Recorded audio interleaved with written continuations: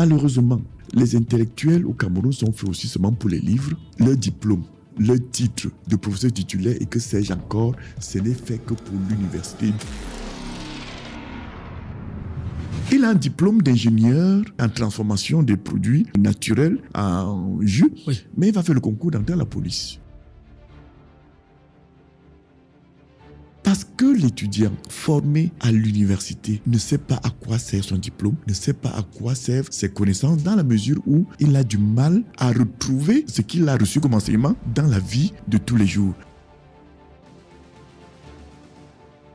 Parce qu'il faut être honnête. Oui.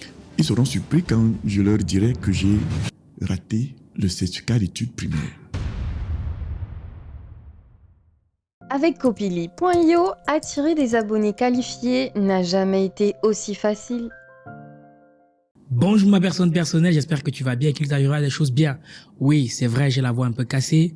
Ce n'est pas le plus important. Je suis juste un peu malade, mais tu le sais très bien.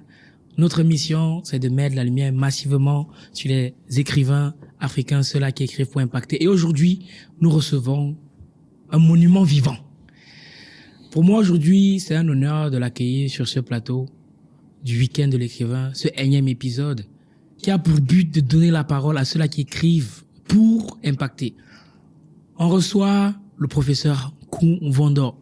Si tu ne sais pas de qui il s'agit, va sur Google et tape professeur Koum Vondor. Je lui laisserai le soin de le présenter parce qu'il a tellement de casquettes. Cela étant dit, on ne va pas changer de fusil d'épaule. C'est vrai, c'est le professeur, avec tout le respect qu'on lui doit. Ça sera sans complaisance, mais sans condescendance. On va tirer à balles réelles.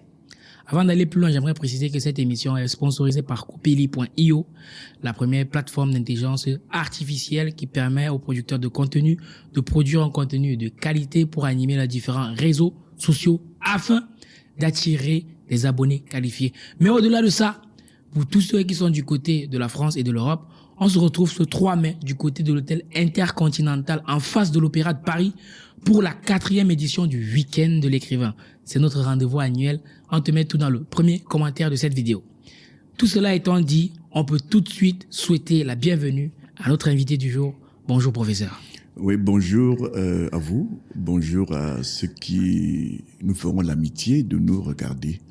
J'espère que j'apporterai satisfaction à leurs interrogations à travers les réponses que je donnerai aux questions qui, semble-t-il, seront tirées à balles réelles. À balles réelles. Voilà, donc j'espère que je sortirai de là bien vivant. Oui, vous sortirez vivant. Je sais que nous aussi, on en sortira très enrichi. Question un peu anodine. Si vous étiez une femme, quelle est la première chose que vous aimeriez faire? Ça allait d'une colle. Non, je me suis jamais imaginé un jour avoir le genre féminin. Bienvenue sur le podcast de l'écrivain. Oui, mais je crois que je ferai toujours ce que j'ai eu à faire dans la vie. Je mènerai les mêmes activités. J'aurai eu les mêmes ambitions parce qu'il faut bien dire qu'aujourd'hui, où le monde est essentiellement intellectuel, oui. Et la différence entre un homme et une femme n'est plus véritablement perceptible dans la mesure où on a des femmes pilotes aujourd'hui. Oui. Ce n'est plus l'époque des gladiateurs. En effet. On avait besoin pour aller à la guerre, avoir des personnes avec des gros pectoraux. Oui, en effet, oui. Voilà. Aujourd'hui, les femmes font la guerre. Elles sont informaticiennes, elles sont pilotes de ligne et peuvent donc aussi piloter des avions de chasse et faire la guerre. Parce que l'essentiel aujourd'hui se trouve dans l'intellect. Je serais donc professeur aussi si j'étais une femme, bien que au départ, ce n'était pas ma première ambition. Je voulais bien être médecin. On y reviendra, peut-être professeur. Médecin, oui. Professeur aussi, pourquoi pas. Parce que j'ai toujours visé les sommets. Dieu merci. Super. En tout cas, on y reviendra très certainement. Estimé que j'ai atteint dans le domaine que j'ai choisi, le sommet. Le sommet, super. Sans fausse modestie. Sans fausse modestie. En même temps, vous n'avez pas volé. C'est mérité. Et au-delà de ça, s'il y avait, c'est quoi le plus beau moment de votre vie dont vous vous rappelez? J'ai envie de dire, le plus beau moment de ma vie, c'est lorsque on prononce mon nom. Ah oui. Et je suis admissible au baccalauréat. Waouh, pourquoi? Qu'est-ce qui rend ce moment aussi beau? Oui, c'est que il y a des moments comme ça de la vie et le nom prononcé, mon nom prononcé, à travers ce micro qui était installé au lycée Leclerc au 3e étage, ça changeait quasi complètement ma vie. Il cessait d'être élève pour accéder à l'élite de l'époque, et même aujourd'hui, devenir étudiant. Je ne porterai plus jamais la tenue. J'aurai désormais une bourse, parce qu'à l'époque, à notre époque, lorsqu'on allait à l'université, dans les conditions que je remplissais déjà, j'étais déjà sûr d'avoir une bourse. Mais ce n'était pas vraiment cela qui m'a mené à vous dire que c'était le plus beau moment de la vie, parce que à l'époque, on convoquait pour les euros. Oui. Alors, il se passe que ce jour-là, c'est par ordre alphabétique. Oui. Ah oui. Par ordre alphabétique. Alors, il y a 2 personnes juste devant moi. Je m'en souviens. Oui, NK, il y a un Kodong Noël et un Kodong Patrice, des amis, des camarades de classe. Alors, juste après Kodong Patrice, si on ne prononce pas en Nkoumvondo, c'est que j'ai échoué. Tout à fait. Puisque c'est par ordre alphabétique. Mais on coupe à ce niveau. On dit sont convoqués. Eux, ils étaient convoqués à 8 heures. Oui. Ils sont convoqués à 8 heures. On donne la liste et puis on dit Kodong Noël et Kodong Patrice. On met la musique. Pour moi, c'est la fin. J'ai raté mon baccalauréat. Et on recommence. Quelques 10 minutes plus tard, on baisse la musique et puis on dit sont convoqués cette fois-ci à 14 heures. Et j'entends le premier nom, parce que si ce n'était pas Nkoumvondo, j'avais joué. Et on dit Nkoumvondo Prosper. J'ai failli devenir fou ce jour-là. Voilà. Vraiment, il n'y a plus eu des moments comme cela. Parce que je n'ai quasiment pas dormi de cette nuit-là parce que j'étais dans l'euphorie. Vraiment. Et il n'y a pas d'autres examens que j'ai réussi qui m'ont donné autant de joie que le baccalauréat. Et je m'en souviens toujours. Et ça, c'est un grand moment pour moi. Super. En tout cas, ça nous fait plaisir de rentrer dans cette intimité-là, parce que très souvent, sur les réseaux sociaux, lorsqu'on a suivi, c'était très, très, très politique. Et là, on veut vraiment rentrer dans l'intimité de l'homme. Parce que l'idée pour nous, c'est que derrière votre parcours, que les jeunes et les moins jeunes puissent trouver de l'inspiration et qu'ils puissent se dire, c'est possible. Parce que nous sommes dans un environnement où beaucoup de gens ont cessé de rêver, parce que pour eux, c'est impossible. Et l'idée vraiment... Il est peut-être important que les jeunes qui nous regardent ne pensent pas que lorsque Nkoumvondo est professeur titulaire, je vous l'ai dit, après dans mon domaine du droit privé, et à travers le monde, après moi, je ne vois plus que Dieu. C'est-à-dire, c'est pour dire que j'atteins le sommet. Mais que les jeunes qui nous regardent ne pensent pas qu'il faut être un être exceptionnel pour arriver là. En effet, oui. Et je peux le leur dire, je n'ai pas toujours été cet étudiant brillant, caracolant. Non, j'ai été simplement un élève, un étudiant moyen. Mais ma force, c'était que j'étais moyen en tout. J'étais moyen en tout. Et c'est ce qui m'a mené souvent à être parmi les premiers. D'accord. Alors, il faut aussi que je le dise, parce qu'il faut être honnête. Ils seront surpris quand je leur dirai que j'ai raté le certificat d'études primaires. Bon, professeur, permettez. Je ne veux pas qu'on aille plus vite que la musique, parce que justement, je comptais y arriver. Oui, il faut qu'on le sache. Voilà. Maintenant que tout ceci a été dit, c'était juste pour vous mettre un peu dans l'ambiance, pour que vous voyez l'état d'esprit dans lequel nous sommes. Maintenant, on parle beaucoup du professeur, on dit il a précisé professeur titulaire en droit privé. Professeur, pour ceux qui vous découvrent aujourd'hui, qui êtes-vous? Je suis Monsieur Nkoumvondo Prosper. Je suis né en 1965. Ça fait bien sûr, longtemps. Si vous calculez bien, ça fait aujourd'hui 59 ans. 9 ans, c'est ça. Voilà, dans un petit village. J'ai eu pour première institutrice ma mère. Parce que ma mère a été ma toute première institutrice qui m'a tenu au jardin d'enfants. Et ce, pendant 2 ans. À l'époque, il y avait le petit jardin Oui. et le grand jardin. Donc, ma mère m'a tenu pendant 2 ans. Elle m'a donc, en quelque sorte, mis le pied À l'étrier. à l'étrier. Et j'ai fait mes études primaires au collège, à l'école Saint-Kizito de Tamdia Bafoussam. Ah oui, je connais, oui. Voilà. Ouais. Et à partir, quand je passe du cours moyen 1 au cours moyen 2, nous quittons la ville, mes parents Oui. quittent la ville de Bafoussam. Et mon père connaît des petits problèmes professionnels. Oui. Ce qui va expliquer pourquoi Oui, bien je sûr. me retrouve à Yaoundé, d'ailleurs à l'école Saint-Kizito de Mvombi, je ne sais pas si cette Oui, école-là bien sûr. existe encore. Et je passe quasiment tout le premier trimestre à l'école. Ah. Parce qu'avec mes parents, un voyage était envisagé. Et donc je traîne, et ce qui explique pourquoi je perds un peu cette envie d'aller à l'école. Parce que dans ma tête, nous devons voyager. Et c'est pour ça que je rate le certificat C'est d'études ok. Primaire. et élémentaire. Je reprends donc le cours moins 2. Bon, bien évidemment, quelques temps après, je me retrouve au collège Mangobeti de Yaoundé. Je fais la 6e et la 5e. Quelques temps après, j'ai réussi le concours d'entrée au lycée général Leclerc. D'ailleurs, c'était le seul lycée de la ville de Yaoundé à l'époque. Et là, je fais un parcours sans faute. J'obtiens mon BPC, j'obtiens mon examen probatoire et j'obtiens mon baccalauréat. Avec quelle note à peu près? Série A4 espagnol, comme Oui. on dit. On appelle ça philosophie lettres.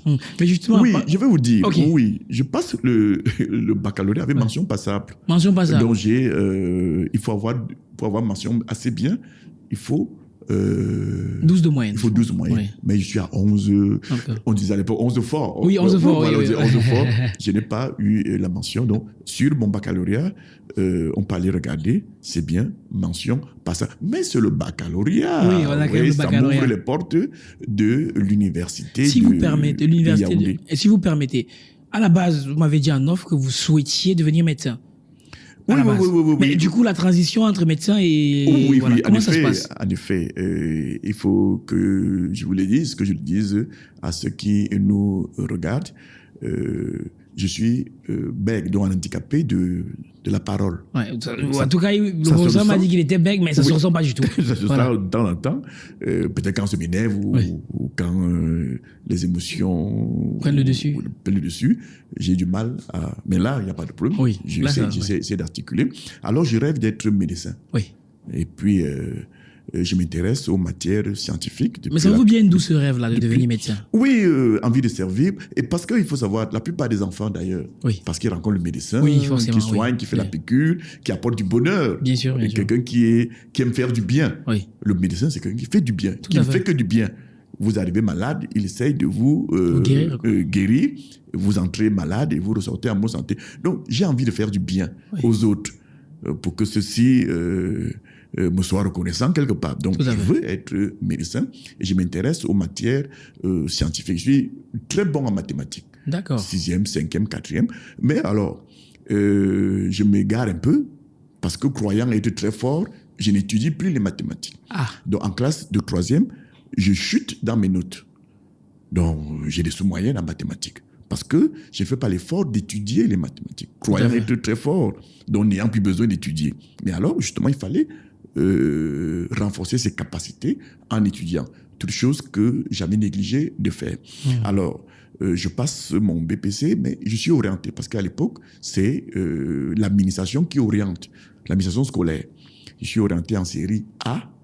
Et moi, je vais voir le censeur pour lui dire vraiment, moi, je ne suis pas allé en série A, je rêve d'être médecin. Il me dit, monsieur, vous voyez bien vos notes en matière scientifique, en mathématiques. Pour être médecin, il faut être bon dans les matières Ces matières, scientifiques en effet. pour aller en série C ou en série D. tout à fait. Mais tel que vos notes-là se présentent, allez quand même Ça va être compliqué. en série A. Et puis, je rencontre un camarade de classe qui me dit, mais tu n'as pas à pleurer. Moi-même, j'étais orienté en série A. Ne sais-tu pas qu'en série A, on apprend à écrire les poèmes? On n'apprend à écrire les poèmes pour séduire les jeunes filles. Je dis, mais tiens. Et puis, il y a des métiers nobles. C'est quoi médecin? On peut être journaliste. On peut être écrivain. Qui dit, bon, il me console et je me lance dans des études littéraires. Donc, série A, seconde A, première A, terminale A, philosophie, lettres. Évidemment, je prends goût. Mais il faut que je vous le dise quand même. Je ne perds pas cette passion que j'ai pour les matières scientifiques. D'ailleurs, je vais vous le dire, je passe mes examens de série A beaucoup plus grâce aux mathématiques et à la science naturelle. D'ailleurs, je peux vous le dire que je passe mon baccalauréat avec 16 en mathématiques. Wow. Donc, bon. Mais le diplôme est un diplôme de série A. Tout à fait. Cela m'ouvre donc les portes de la faculté. Mais quand j'y vais, je suis passionné de philosophie. La philosophie que je découvre en classe de terminale. En effet, oui. Vraiment, je suis passionné par ces auteurs-là, Hegel, Karl Marx, etc. Et Descartes. Et je vais aller à la faculté de lettres. Alors, mais ce qui me gêne, c'est quand je rencontre les enseignants de la faculté de lettres. Oui. Je les trouve tout débraillés, les gens marqués là à l'époque. Je dis, mais c'est ça les professeurs. Alors, je fais un tour du côté de la faculté de droit. Oui.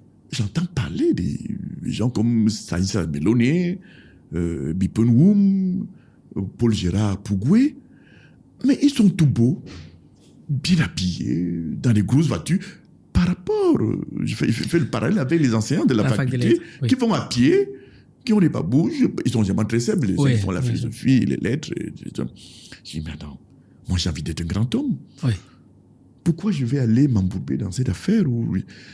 Voilà comment je me retrouve en train de prendre une inscription à la faculté, on l'appelait à l'époque la faculté de droit et de sciences économiques. Si vous permettez, professeur, vous avez dit vous vouliez être un grand homme. Qu'est-ce que vous dites à quelqu'un qui manque d'ambition, qui ne rêve pas grand? Vous lui dites quoi? Oui, il faut déjà avoir cette ambition. Il faut ne pas s'opposer soi-même en adversaire de soi. Et il faut s'investir pour acquérir, pour aller à la conquête de cette confiance en soi. Évidemment, il faut avoir de l'ambition. Si on n'a pas d'ambition, on n'ira nulle part. On est d'accord. Il faut toujours viser le plus loin possible. D'ailleurs, pour devenir, lorsque j'arrive, je commence à étudier le droit. Oui. Mais les enseignants de droit, les professeurs de droit sont tellement séducteurs à travers le verbe, à travers leur habillement, à travers les voitures dans lesquelles ils roulent. Je me demande, mais comment on fait pour devenir... Ah, comment on fait pour avoir ce genre de vie-là, pour ressembler à ça? Oui, non, au-delà du matériel, il y a la prestance. La prestance, oui. Mais ces gens qui parlent bien. Oui. D'ailleurs, c'est le professeur Biponou lors d'un cours qui me fait découvrir que anticonstitutionnellement, c'est le plus long mot de la langue française. Il peut paraître que ça a changé, hein, il y a des choses, il y a des nouveaux mots. Mais je suis séduit par tout ça et je me suis dit, dès cet instant, je serai comme ces gens, je serai professeur à l'université. Et comment est-ce que vous nourrissez cette ambition-là, cette envie de leur ressembler? Parce que des fois, on va regarder un énorme, on se dit, je vais être comme cette personne, mais après, les coups durs de la vie nous amènent à revoir nos ambitions. Donc vous dites... mais je me suis mis à étudier. Parce qu'il faut étudier. J'étais, pour ceux qui me connaissent, on me voyait à la bibliothèque tout le temps. J'allais découvrir. Avant que le professeur ne fasse son cours, j'étais déjà à la bibliothèque. Heureusement, il a nécessité à cette époque-là. Oui. Et j'allais déjà, par anticipation, découvrir ce que nous allons étudier en classe. Donc, j'avais toujours une petite avance. Ça me permettait de mieux suivre les cours. Et je m'amusais chaque fois à épater, comme on dit, épater mes camarades. Et ça me poussait souvent à aller séduire les jeunes filles, en leur faisant comprendre que je connais le droit. Et ça marchait? Oui, bon, ça marche toujours. Vous savez, les femmes aiment aussi les personnes intelligentes, les personnes qui sont travailleuses. Et j'ai montré que j'étais travailleur. Puisque j'allais leur expliquer parfois le cours. Je n'ai pas compris, viens me voir, je vais t'expliquer peut-être un thème beaucoup plus simple, ce que le professeur vient de dire là. Donc, ça me permettait d'en avoir rendez-vous avec une fille pour que je lui explique ce qu'elle n'arrive pas à comprendre à travers le cours. Bon, plus si affinité. Voilà, plus si affinité, voilà. Et par la force des choses, je passe, à l'époque, on ne parle pas de master. On parle de maîtrise. On parle de maîtrise. Je suis le meilleur de ma promotion. Wow. Je suis... Et c'était quoi le secret justement pour être le meilleur? Oui, alors, s'il faut que je raconte cette histoire, il se passe que je me retrouve dans des... Je travaille avec d'autres camarades. Oui. Alors, c'est vraiment un tournant important de ma vie. Alors, nous avions comme enseignant le professeur Melone Stanislas, paix à son âme. Alors, il nous tenait dans une matière qu'on appelait droit pénal approfondi. Alors, on n'a pas beaucoup étudié, on n'a pas étudié beaucoup de choses. Oui. Alors, on se demandait toujours où est-ce que ce monsieur va nous interroger. Donc, on essaie de voir les anciens sujets. Tout à fait. Il a eu à proposer par le passé. On essaie de fouiller. Et par coup de chance, en tout cas pour moi, nous tombons sur le sujet qui est venu à l'examen. Ah. Voilà. Et si j'ai bonne souvenance, c'est la remise de la chose dans les infractions de vol, d'escroquerie et d'abus de confiance. Bon, c'est très technique. Alors, nous sommes au nombre de 5 dans ce groupe d'études. Et nous cherchons à traiter le sujet. On ne sait jamais, ça peut arriver effectivement. Ah bah, bien sûr. Et mes camarades et moi, nous sommes opposés dans l'orientation qu'on a donnée au traitement du sujet. Je suis mis en minorité. Nous sommes à 5, ils sont 4 à avoir la même position, la même compréhension du sujet.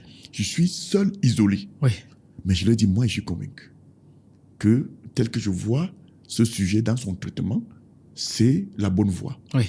Alors, lorsque nous arrivons en classe, c'est ce sujet-là qui vient. D'ailleurs, sujet unique. Waouh. Dans la salle, on se regarde et on dit, qu'est-ce qu'on fait? Bon, nous avions nos façons de communiquer en classe. Vous savez, les petites tricheries. Ça n'en a rien inventé. C'est pour dire à nos jeunes que nous sommes passés par là. Par là, et on se regarde dans les yeux et on communique avec les yeux. Qu'est-ce qu'on fait? Ils se disent, comme on avait dit, comme on a préparé là. Oui. Je leur dis, regarde, sans parler en classe. Bien sûr, bien sûr. Je leur dis, en faisant des gestes, moi je m'en tiens à ce que j'ai. Ok. Voilà. Alors, quand nous sortons de la salle d'examen, tous les camarades avaient compris le sujet, pas comme moi. Oui, donc du coup, vous vous demandez, vous êtes dans le doute, quoi. Je suis dans le doute. Oui. 2 semaines après, on rencontre le professeur Melone, oui, qui est tout énervé. Il dit, c'est pas possible. C'est pas possible. Je vous donne un petit sujet comme celui-là. Tout le monde passe à côté. Passe à côté. Je dis, mais mon Dieu, si tout le monde passe à côté, et moi alors? Mais il dit, mais il y a quand même un qui est sorti de l'eau. Je dis, ah bon? Bon, je ne pense pas que c'est moi. Mais quand il donne la correction, c'est exactement ce que j'avais. Waouh. Alors, dans cette épreuve-là, j'ai eu 18 sur 20. Ah oui, en master maîtrise. En maîtrise, 18 sur 20. Vraiment. Vous savez combien le deuxième avait? 9. Ah oui, donc il n'y avait pas de deuxième, quoi. Ce qui explique pourquoi je caracole vraiment, je suis premier pour obtenir l'examen de maîtrise. Ceci me vaut donc une bourse de formation de formateur. J'explique de quoi il s'agit. Nous sommes à l'université, la seule université du Cameroun. Oui. Mais la population étudiantine ne faisait qu'accroître. Il était donc question de penser déjà à la réforme universitaire qui devait conduire à la création d'autres universités au Cameroun. Et il n'y avait pas assez d'enseignants. Il était donc question d'envoyer les meilleurs étudiants dont j'étais, pour les jeunes qui nous regardent, l'un des meilleurs étudiants du Cameroun à cette époque-là. Et nous avons été donc sélectionnés dans tous les domaines de la connaissance universitaire. Quand nous étions environ 40 étudiants qu'on avait sélectionnés pour aller se former, faire des thèses de doctorat et revenir pour être enseignant d'université. Okay. Donc, c'est depuis cette époque-là. Oui. Donc, j'ai été formé pour être enseignant d'université. Et quand j'ai fini ma thèse, le lendemain, j'ai pris l'avion, je suis revenu. Pour enseigner. Voilà. Et vous avez abordé un sujet très, très puissant. C'est quand vous vous retrouvez dans une configuration où vous êtes 5 et la majorité pense à un raisonnement A et vous êtes B. Et je reste sur le B. Sur le B. Justement. Et il n'arrive pas à me convaincre.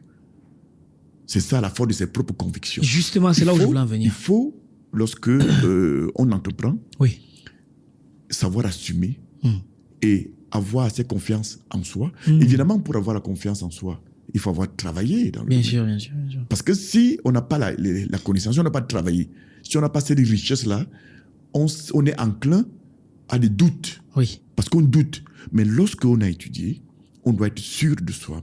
Et toujours se dire que la vérité n'est pas toujours du côté De la majorité. En effet. Ouais. Mais justement, est-ce que par moment vous avez eu des doutes? Disons que lorsque, pour cette épreuve-là, Oui.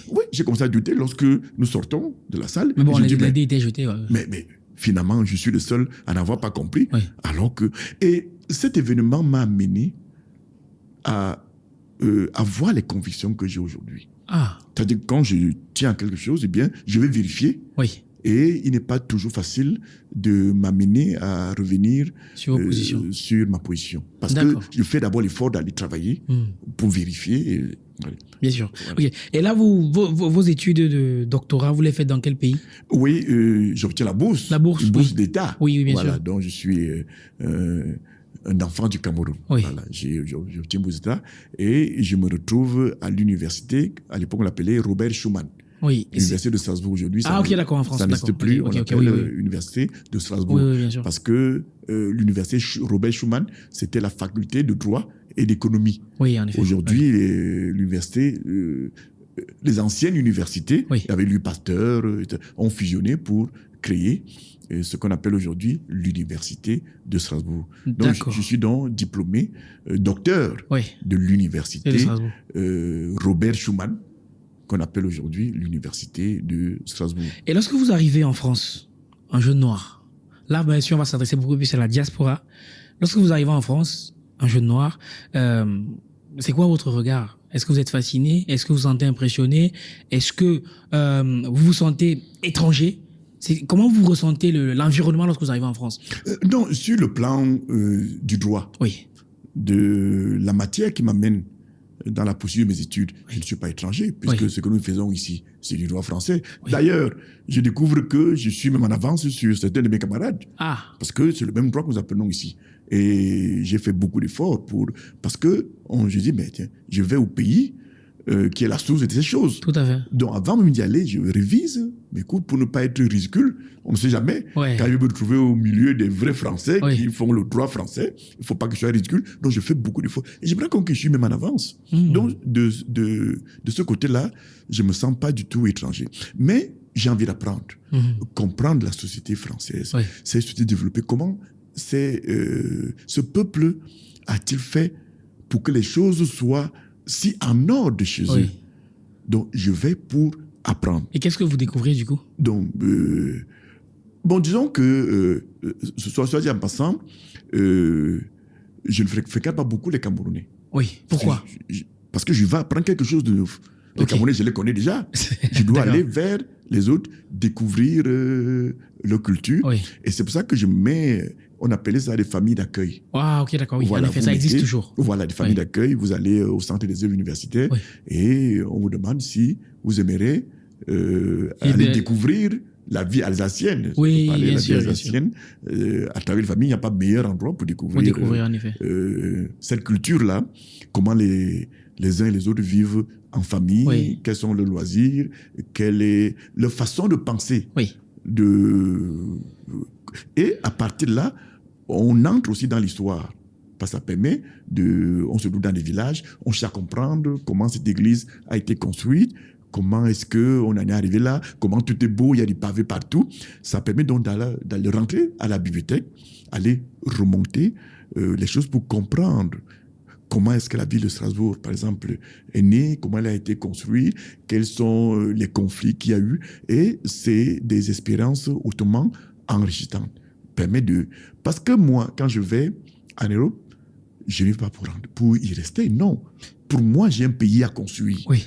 J'étais parmi les meilleurs de ma génération. promotion, oui. J'ai été envoyé en mission pour aller apprendre, comme on le dirait dans la voiture ambiguë, Oui. aller apprendre à lier le bois au bois. Aller chercher à comprendre comment on peut vaincre sans avoir raison. Je suis allé chercher cette richesse-là et dès que je l'ai eu, j'ai dit, il est grand temps pour moi de rentrer construire mon pays. Pourquoi mon pays ne serait-il n'est-il pas comme ce que je celui-là. vois ici, Oui. avec des mentalités où les gens respectent les normes, où on s'arrête au feu rouge. Mhm. Ils ont réussi à construire, il n'y a pas de poussière, il n'y a pas de boue, tout est bien fait, il y a des transports en commun. Oui, bien sûr. On bien peut sûr. se déplacer à son aise. On peut. Et j'ai découvert quelque chose de formidable, l'assistance sociale. Oui. Comment cette solidarité est organisée dans ces pays-là qu'on nous a présentés comme des pays essentiellement individualistes. En effet, oui. J'ai Oui. découvert la force de l'assistance sociale. Malheureusement, j'arrive au Cameroun, je découvre qu'on ne sait même pas ce que c'est que l'institution de l'assistance sociale. Oui. C'est un secteur hautement important. Je suis allé apprendre et je peux vous dire, je soutiens ma thèse le 11 juillet 1995 et je peux vous dire qu'une semaine après, j'étais déjà au Cameroun. Justement. Et le 23 octobre 1995, J'étais à la fac. j'ai fait mon premier cours à l'université de Ngaoundéré, à la faculté des sciences juridiques et politiques. Waouh. Mais quand vous étiez en France, est-ce que vous avez déjà été victime de racisme? Avec Copili.io, attirer des abonnés qualifiés n'a jamais été aussi facile. Oui, les racismes, on en trouvera toujours. Tiens, ça me rappelle, vous savez, mais j'essaie de faire avec. Oui. Vous voyez, surtout à Paris encore. Mais en Alsace, il y a très peu de Noirs. Très peu de Noirs. C'est une région assez reculée. D'ailleurs, à la frontière d'Allemagne, vous voyez, Strasbourg, vous traversez le pont du Rhin, vous êtes à quelle, la première ville allemande. Alors, ça s'est ressenti lorsqu'il fallait chercher du boulot. Il y avait des boulots réservés à nous, étrangers. Et quand on dit étrangers, c'est hors Union européenne. À l'époque, ça s'appelait comme ça. On dit, ce boulot, c'est pour les ressortissants de l'Union européenne. Wow. Traduction, on veut des personnes d'une certaine couleur. Et moi, je comprends cela. Oui. Hein. Moi, je comprends parce que, voyez-vous, si vous devez être serveur dans un restaurant chic, qui reçoit, ça fait pas très bon chic, bon genre. De retrouver... de voir quelqu'un qui est noir, quoi. Ouais, ça peut faire fuir les clients. Mais dans ces restaurants, il y avait des boulots aussi pour nous. On se cache derrière pour faire... La plonge. La plonge. Voilà, donc il y avait comme ça, et c'est là que se ressentait véritablement le racisme. Parfois, on vous appelle pour un boulot. Quand vous parlez au téléphone, vous essayez de changer d'accent. Oui, bien sûr, ou pour donner l'impression que vous êtes intégré. Vous êtes intégré.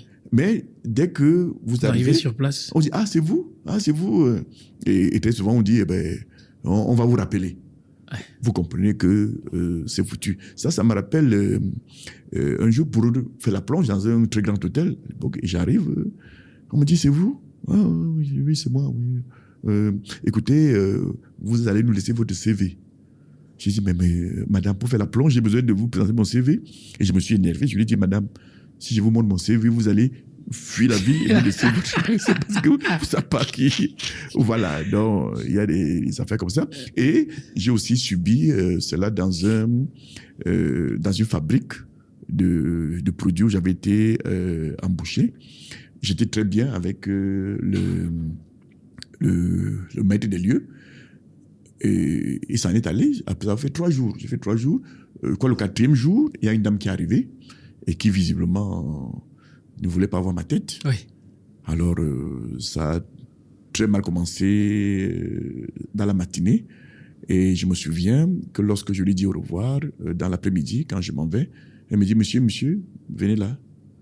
Ne mettez plus les pieds ici demain. Je lui dis, mais madame, qu'est-ce que je fais? N'ai-je pas fait mon travail? Elle dit, je vous l'ai dit, demain, ne mettez plus les pieds ici. Je dis, ça arrive. Donc, je suis rentré chez moi. Et quand je rentre à la maison, je me souviens que je suis juriste. Oui. Et que ça ne se passe pas comme ça. Oui. Surtout dans un pays de droit. Dit de droit. Et je peux vous dire que à la suite de cette affaire, j'ai intenté un procès. Oui. Et j'ai gagné. Ah oui. D'ailleurs, cet argent, je l'ai eu alors que j'étais déjà au Cameroun. C'était en CFA, environ 5 millions de francs. Ah oui, c'est courageux ça. C'est courageux. Et du coup, quand vous êtes victime de ces différents actes de racisme, comment vous le vivez dans votre chair? Est-ce que vous restez indifférent ou alors vous êtes frustré? Moi je prends ça, je dis, bon, les gens sont dans leur pays, c'est normal. Ah ok, d'accord. Moi, je dis, mon pays n'est pas ici. Et ils sont chez eux. Oui. Ils ont, j'ai envie de dire ça comme ça, le droit de décider ce qu'ils veulent. Oui. Mais moi, je rentre chez moi, je n'ai pas ma place ici. Et c'est pour ça que je vous dis, je suis allé apprendre. J'apprends ce que j'ai à apprendre. Mais il faut quand même dire qu'à l'université, ça ne se sent pas. Il n'y a pas de racisme. La plupart de mes amis, on rigolait, on allait prendre... Vraiment, on ne voyait pas en moi quelqu'un qui vient d'ailleurs. D'accord. Bon, peut-être par les liens sur le plan intellectuel que nous avions, il n'y a pas de problème. D'accord. Vous dites que vous revenez, vous êtes professeur de droit à la fac, et moi je vais parler pour les étudiants. Entre votre époque et aujourd'hui, qu'est-ce qui a changé?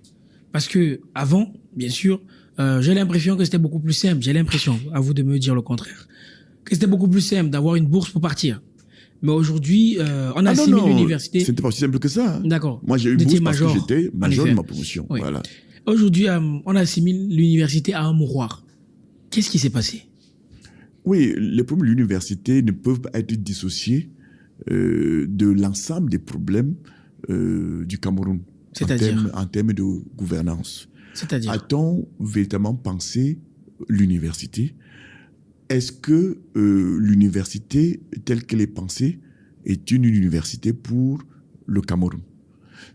Permettez-moi de vous dire que j'ai des doutes là-dessus. Pourquoi D'abord à partir des programmes. Oui. Est-ce que les connaissances qu'on fait absorber aux étudiants à l'université, au Cameroun, correspondent aux réalités de leur environnement? Je dis les choses simplement, n'est-ce pas? Oui, bien sûr, allons-y. Vous dites à un étudiant qu'il est interdit de prendre une moto sans casque de sécurité. Oui. Ça, c'est la norme. Oui.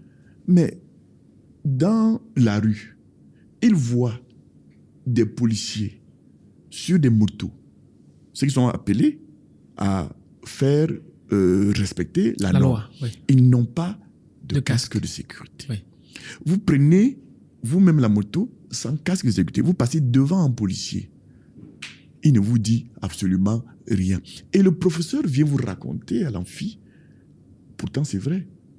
Mais ce qui est vrai, c'est que ce droit que j'enseigne aux étudiants ne cadre pas avec les réalités. C'est un droit venu d'ailleurs. Parce qu'en Europe, en France, on ne verra personne prendre une moto sans casque. Sans ça, c'est clair. De sécurité. C'est clair, oui.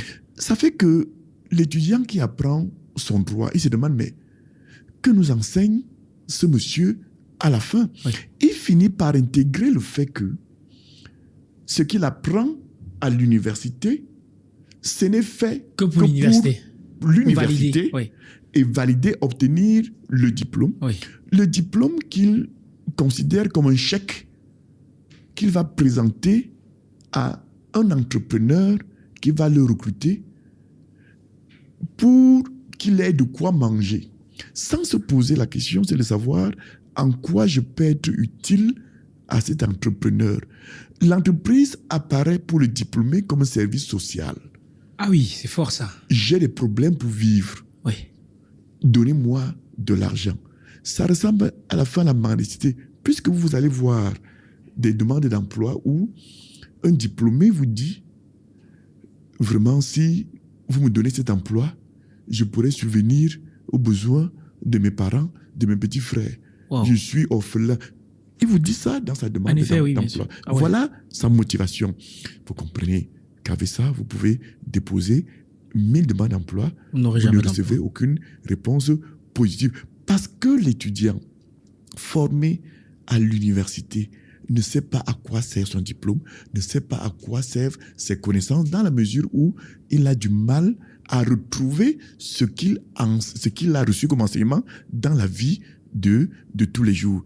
Voyez-vous, à l'université de Ngaoundéré, il y a une école, on appelle ça de transformation des produits agroalimentaires. Oui. C'est-à-dire on apprend aux étudiants à, par exemple, transformer des goyaves en jus. Tout à fait.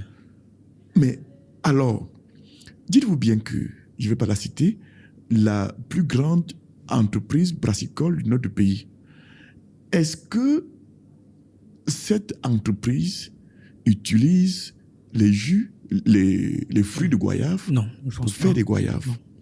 Est-ce que cette entreprise utilise des fruits Non. d'orange pour faire des jus Non. d'orange? Voyons là que vous formez un étudiant, vous l'amenez à apprendre à transformer les goyaves en jus, les oranges qu'on doit mettre en bouteille, mais L'entreprise en dans question. la réalité de tous les jours, Ça ne suffit ils ne voient pas ça sur le marché. Ils ne voient aucune entreprise qui s'investit dans le domaine. Du coup, ils se demandent à quoi m'a servi d'aller apprendre à transformer les fruits en jus. Il a un diplôme d'ingénieur en agroalimentaire, en transformation des produits naturels en jus, Oui. mais il va faire le concours d'entrer à la police. Oui, On a paradoxe. dit, mais quel gâchis. Son diplôme n'est en réalité qu'un chèque qu'il va présenter à la fonction publique pour être recruté et avoir des subsides pour manger, sans se demander en quoi il peut vraiment être utile. Mais est-ce que c'est pas de votre faute? Est-ce que c'est pas de votre faute en tant qu'enseignant? Puisque au fond, c'est vous qui concevez les programmes, entre guillemets. J'ose croire que lorsque on est professeur titulaire, j'ose croire qu'on a quand même une influence sur les programmes qui sont dispensés à la fac. Oui, j'ai essayé de m'aventurer dans ce domaine. Oui. C'est d'ailleurs pour cela que je vous dirais que je suis un passionné de la sociologie juridique. Oui. D'ailleurs, en commençant par ma thèse, Oui. j'écris une thèse sur le dualisme juridique en Afrique noire francophone. Oui. Du droit privé formel au droit privé informel. Oui. Et je dis ceci. Ce droit qu'on enseigne dans les universités Oui. n'est appliqué nulle part. Oui. Pourtant, il existe un droit, le droit de la rue.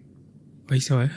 Le droit, ça allait bizarre, le droit informel. Oui. Le droit, ça En renvoie au effet, formel. oui, mais il y a bien un sûr. droit Informel. informel. Ouais, Ce oxymore. droit-là, qui est appliqué justement dans ce qu'on appelle en économie le secteur informel. Bien sûr. Je dis donc que s'il y a un secteur économique informel, ce qu'il y a aussi quelque part un droit informel qui est le droit véritable appliqué dans un pays comme le Cameroun.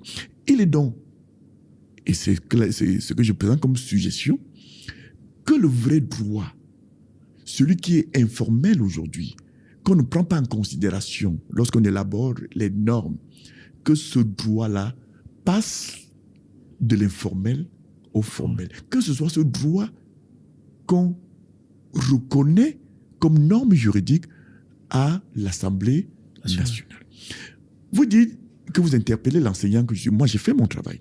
Maintenant, il appartient au gouvernant d'écouter l'intellectuel qui l'a dit, l'appeler pour lui dire « Essaye, toi, intellectuel, de nous expliquer de quoi il s'agit. » Malheureusement, les intellectuels au Cameroun sont faits aussi seulement pour les livres, leur diplôme, leur titre de professeur titulaire et que sais-je encore, ce n'est fait que pour l'université, du moins dans la compréhension qu'on a de ces choses-là.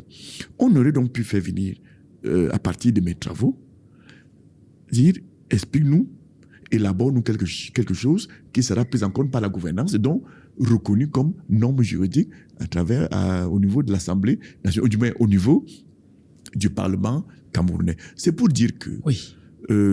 Au Cameroun, en dépit du fait que je sois un chercheur dans le domaine, en dépit du fait que je sois titulaire ces gros titres ronflants, j'ai envie de dire, malheureusement, je ne sais pas grand-chose.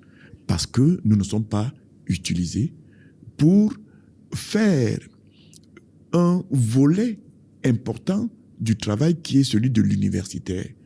Quel est le travail de l'universitaire?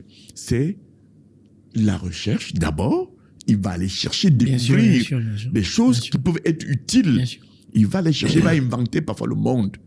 Lorsqu'il l'a déjà trouvé, il diffuse cela à partir de ses étudiants. Donc, il enseigne. Oui. Il enseigne quoi? il enseigne ce qu'il a trouvé. Et il y a un troisième volet. Il doit appuyer le développement de son pays. On doit pouvoir faire des recherches à l'université. Comment faire pour qu'il n'y ait plus la poussière à Yaoundé? Bien sûr, bien sûr. Comment faire pour que nous ayons un goudron fait à partir des matières premières qui sont à notre disposition? Tout à fait.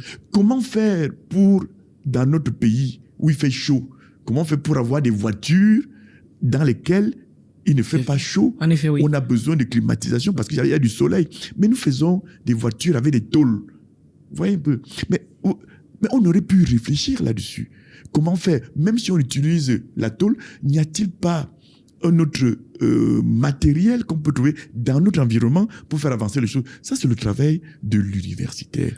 Malheureusement, on ne comprend pas dans notre pays, que nous prenons ici un exemple pour illustrer cela, à quoi sert un universitaire. Il est fait pour réfléchir sur le cerveau, quelle que soit la matière, l'histoire. Savez-vous que lorsque les Américains doivent débarquer en Afghanistan, qu'est-ce qu'ils font? On fait venir des historiens. On va dans les universités. On va chercher un professeur d'histoire, peut-être spécialiste de l'histoire de l'Afghanistan. Parce que pour arriver en Afghanistan, il faut connaître l'histoire de l'Afghanistan. On va faire venir les nutritionnistes dans les universités parce qu'ils ont eu à faire des recherches de façon neutre, de façon objective. On va donc puiser à l'université pour avoir la connaissance. Une université, c'est le cerveau d'un pays fait pour réfléchir et pour permettre à ceux qui sont dans l'action d'utiliser les connaissances offertes par ceux qui réfléchissent et qui leur servent dans le cadre de ce qu'on appelle l'appui au développement. Ok, super. Tout ça, c'est bien beau. Maintenant, j'aimerais savoir, pour un étudiant qui justement est peut-être à la faculté agroalimentaire qui est en Gaoundéré, qui est allé à l'école, qui a appris à transformer la goyave en jus de goyave. Malheureusement, il se rend compte dans l'environnement, il n'y a rien qui lui permet d'exercer. Qu'est-ce qu'il fait? Parce qu'au fond, le système ne lui permet pas d'exercer. L'école, on lui transmet des connaissances qui ne lui permettent pas de travailler. Bon, l'étudiant qui est dans cette situation-là, qu'est-ce qu'il fait? Vous lui recommandez de faire quoi? Il doit créer son monde. Mm-hmm. Et je dis souvent à mes étudiants que c'est une aberration que de voir quelqu'un qui a 20-25 ans aller demander du travail à celui qui a 50 ans. Mais c'est le monde à l'envers. Comment ça? On doit créer le monde. J'ai appris à faire des jus de goyave. Oui. Mais peut-être que s'il n'y a pas de champ s'il n'y a pas de goyavier, j'en crée. Je dois recréer le monde. Il n'y a pas de plantation. Je commence par 2 plantes. Oui. Plus 3, oui. plus 4. Beaucoup pensent que trouver du travail, avoir du travail, c'est essentiellement le travail salarié. Et ça, il faut bien comprendre que cela part un peu de la sous-estimation de soi. Les jeunes aujourd'hui ont du mal à penser le monde à eux. Ils veulent toujours un monde comme celui de leurs parents. Ils attendent tout de leurs parents. Les grandes révolutions sont faites par les jeunes. Oui. Le monde est créé place aux jeunes. Si nous devions suivre nos parents, nous serons toujours en train d'aller à dos d'âne ou à dos de cheval. Tout à fait, oui, c'est vrai. Oui, c'est parce qu'un jeune aîné, il a découvert qu'on va moins vite avec le cheval, qui s'est mis à réfléchir et il a inventé le véhicule automobile. Tout à fait. À moteur, etc. Et un autre arrive, il dit, je dois recréer le monde. C'est pour ça que vous voyez que la technologie ailleurs évolue. Ça évolue grâce à qui? Vous voyez le téléphone. C'est gênant que d'avoir le téléphone fixe. On est obligé d'être sur place. Mais il y a une jeunesse qui est arrivée. Il faut faire avancer le monde. Et il faut donc que nous, surtout les Africains, sortent de cette mentalité d'assistanat. Il faut oser. Il faut regarder dans son environnement, peut-être à partir de ce qu'on a appris. Je ne trouve pas du travail parce que dans mon environnement, il n'existe aucune industrie de transformation. Mais je dois l'inventer. Je dois la créer, cette industrie. Nous pouvons nous mettre ensemble. Parce que nous sommes des intellectuels, nous sommes des cadres. Un cadre n'est pas fait pour être lui-même encadré.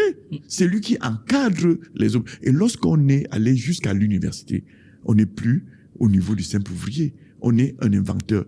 Et surtout, lorsqu'on dit qu'on est ingénieur, ça renvoie à quoi? Au génie. Tout à fait. Et le génie invente, le génie, il crée. Je reviens sur cet exemple-là. Oui, bien sûr, bien sûr. Je dois aller jusqu'à la transformation. Mais ça n'existe pas. Oui. Qu'est-ce que je fais? Je crée. Je crée mon champ. Et à partir de là, du champ, je commence à transformer. Mais, Même s'il faut commencer avec une bouteille. oui, bien sûr. Vous savez que toute entreprise commence de façon embryonnaire. Bien sûr, bien sûr. Les Comme entreprises l'être de humain. garage. Vous voyez, voilà. je vous vois maintenant, je ne sais pas avec combien de kilos, mais au commencement, c'était un petit embryon. Tout à fait. Et beaucoup pensent qu'une entreprise commence toujours avec Et des grands milliards. immeubles, Non, oui, bien sûr. on commence avec 10 francs, on passe à 20 francs, 20 francs, on passe à 100 francs, mais beaucoup de jeunes n'ont pas cette patience d'aller commencer et en se projetant dans l'avenir, en se disant, j'ai 25 ans, eh bien, à 40 ans, je dois être milliardaire. Oh, ça c'est beau ça. Mais si on n'a pas rêvé, Oui. souvenons-nous que tout commence par le Un rêve. rêve, en effet. Il faut avoir rêvé. Oui. Et maintenant, à son éveil, on s'arrange pour que le rêve se transforme en réalité.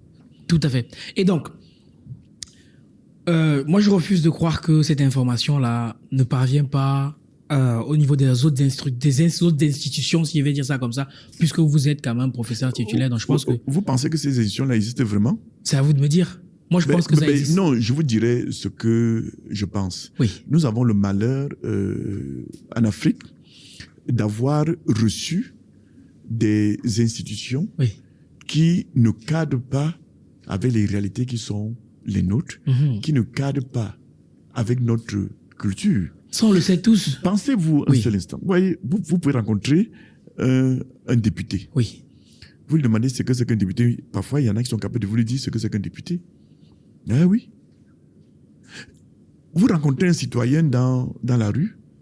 Il y en a qui sont capables de vous dire quelle est la différence entre le maire et le sous-préfet. Pourquoi? Ce sont des institutions qui sont venues d'ailleurs. Oui. C'est le fruit d'une évolution historique, culturelle, et que sais-je encore. C'est le fruit d'une pensée philosophique, cadrant avec des réalités qui ne sont pas les nôtres. Oui. Nous avions nos institutions au départ, on les comprenait. Oui.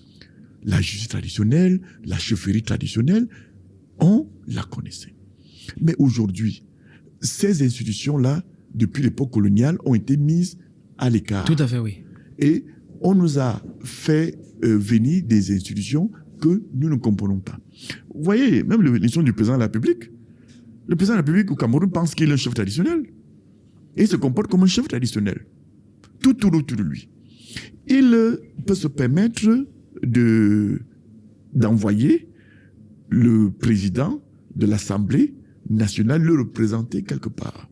On a envie de dire au scandale.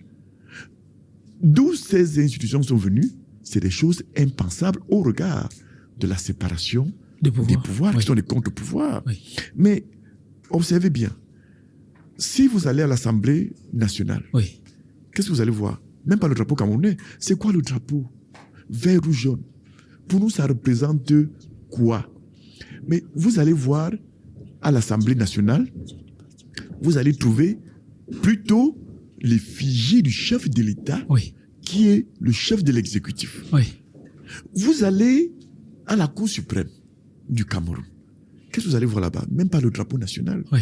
Vous allez plutôt voir l'effigie du chef de l'État. Oui. Pourtant, ce citoyen, il est justiciable au même titre que moi.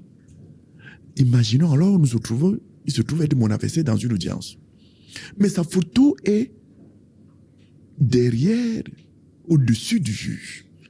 Vous voyez, c'est pour simplement dire qu'il y a des institutions qu'on ne comprend pas et ça part de là. Oui. C'est pour cela qu'on aura du mal à établir le lien entre les institutions et les recherches universitaires.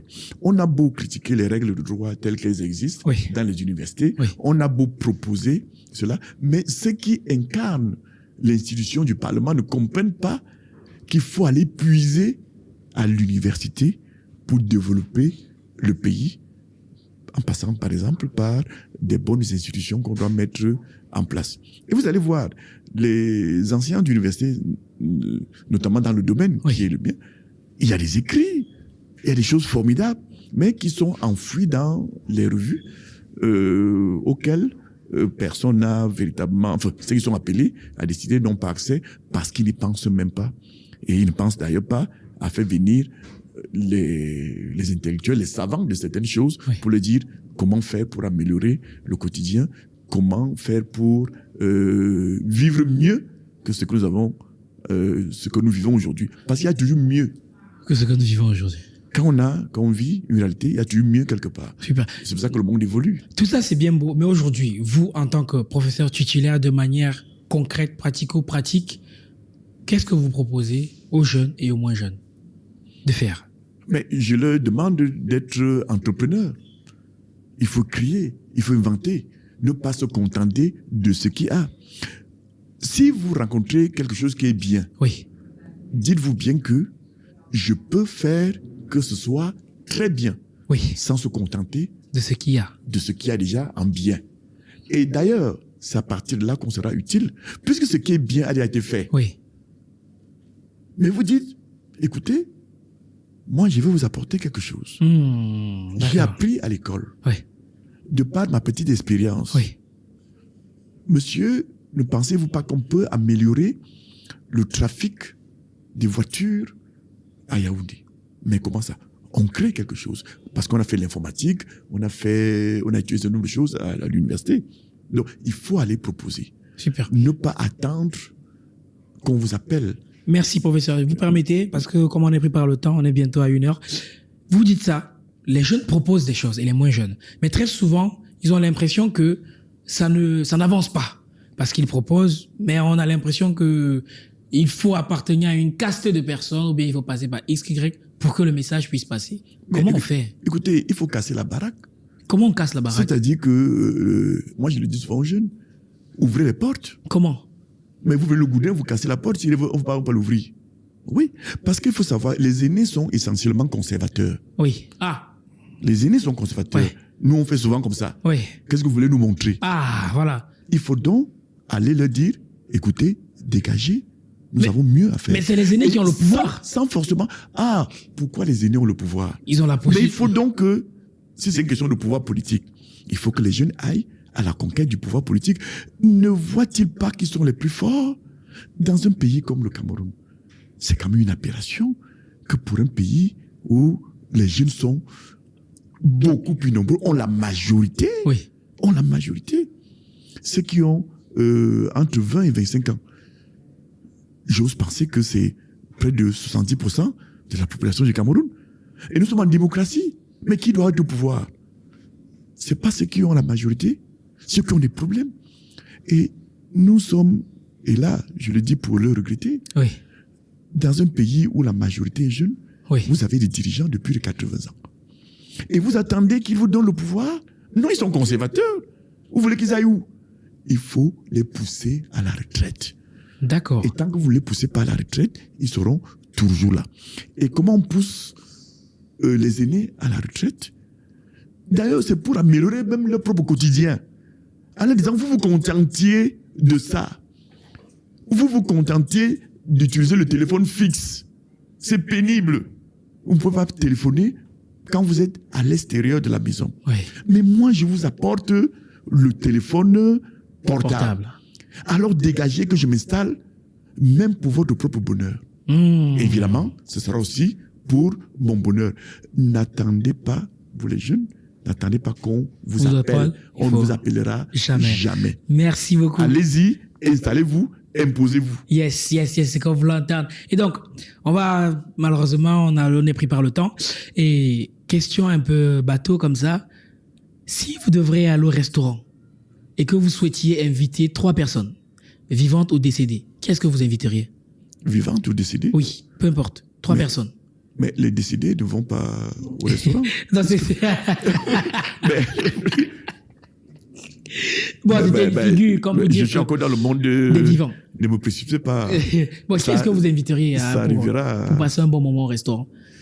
Pour passer un bon moment, j'inviterai celui avec qui je peux avoir un sujet Oui, de discussion oui. et qui m'amènera à partir d'un point A à un point B, Oui, dans le sens de ce qui est bien pour moi. oui, Je ne chercherai pas à savoir ce qui est bien pour lui, oui. Mais ce qui est bien pour vous. ce qui est bien pour moi, et pourquoi pas à partir de moi, ce qui peut être bien pour la société. Vraiment, manger, c'est un moment de communion. Ouais, vous avez- Et ça, je peux vous dire, j'ai du mal à prendre un repas avec n'importe qui. Et parce que c'est un moment de communion, nous devons nous regarder dans les yeux et discuter. Oui, Parce que j'aime bien partager un Échanger. repas en discutant. oui, On fait d'une pierre deux coups. oui. On Super. se nourrit, Oui.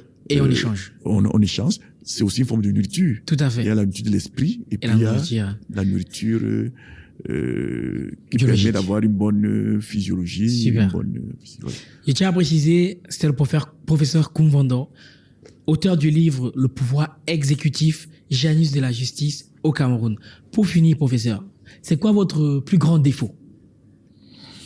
C'est difficile de parler. Même c'est les autres qui découvrent. Parce que vous voyez-vous, moi je vais vous poser des actes. Je Oui. peux avoir un comportement. Oui. Je peux avoir une habitude Oui.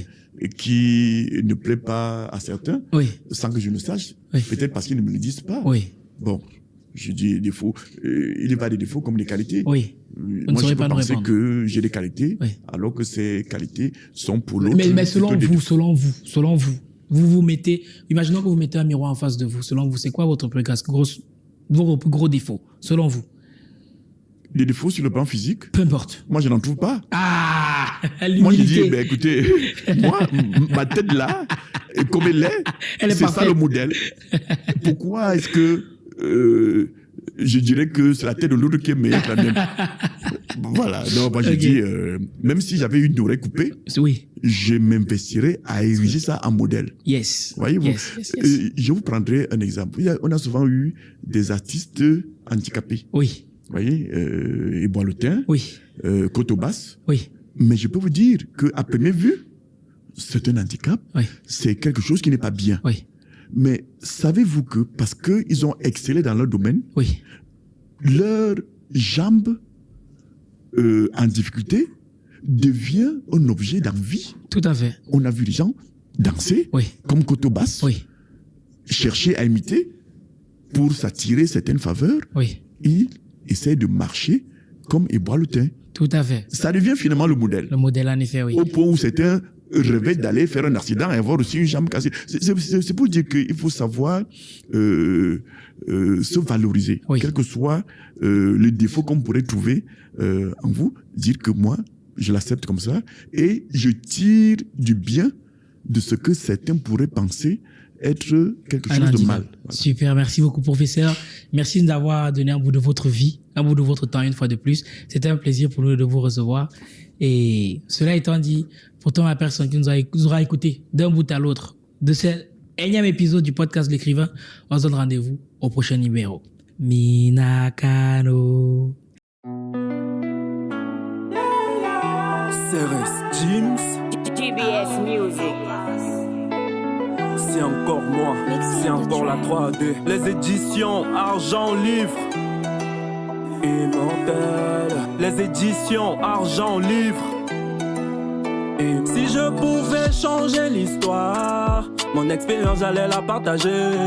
Car beaucoup d'humains se trompent, par faute de recueil pour s'inspirer. Quand on pas de grandir, c'est pas question de l'âge ou de physique. On parle de vision, on parle de rêve. Des livres pour forger le mindset. Les éditions Argent Livre. Concrétisez vos rêves à changeant de vie. C'est l'unité de mesure de la réussite. Coucher ton histoire sous forme de livre. Édition à l'appel, place à Argent Livre. Et y a ceux qui écrivent et ceux qui lisent. Ceux qui écrivent pour changer de vie. Et y a ceux qui lisent et ceux qui écrivent. Ceux qui lisent pour changer de vie. Écrire pour impacter, je suis immortel. Aïe, aïe, Écrire pour impacter, je suis immortel. aïe, aïe. On veut changer l'histoire, laisser un héritage. Écrire pour impacter, je suis immortel. Aïe, aïe. Donne-moi une feuille et puis un stylo. Oui. Pour s'ouvrir au monde sous forme de plusieurs mots. Frère, tu sais pas besoin d'être au niveau. Argent. Écrire un livre, c'est pas affaire d'intello. On renaît de ses cendres grâce à un livre. On rencontre les meilleurs grâce à des livres. Et même si t'arrêtais de vivre, tu seras immortel grâce à un livre. Les éditions Argent Livre. Concrétisez vos rêves en changeant de vie. C'est l'unité de mesure de la réussite. Coucher ton histoire sous forme de livre. Édition à l'appel, place à Argent Livre. Et y'a ceux qui écrivent et ceux qui lisent. De l'écrivain. Ceux qui écrivent pour changer de vie. Et y'a ceux qui lisent et ceux qui écrivent. De l'écrivain, ceux qui lisent pour changer. Écrire pour impacter, je suis immortel. Aïe, aïe. Écrire pour impacter, je suis immortel. Aïe, aïe. On veut changer l'histoire, laisser un héritage. Écrire pour impacter, je suis immortel. Aïe, aïe. Week-end de l'écrivain. Week-end de l'écrivain. Week-end de l'écrivain. Bienvenue, week-end de l'écrivain. Week-end de l'écrivain. Week-end de l'écrivain. Week-end de l'écrivain. Bienvenue, week-end de l'écrivain. Écrire pour impacter, telle est notre devise. Parce qu'un Africain qui écrit, c'est une bibliothèque qui se construit. On va le faire sans le son, on va le faire ensemble. Écrire pour impacter, je suis immortel. Aïe, aïe, aïe. Écrire pour impacter, je suis immortel. Aïe, aïe, aïe. On va changer l'histoire, laisser un héritage. Écrire pour impacter, je suis immortel. Allez, allez, allez.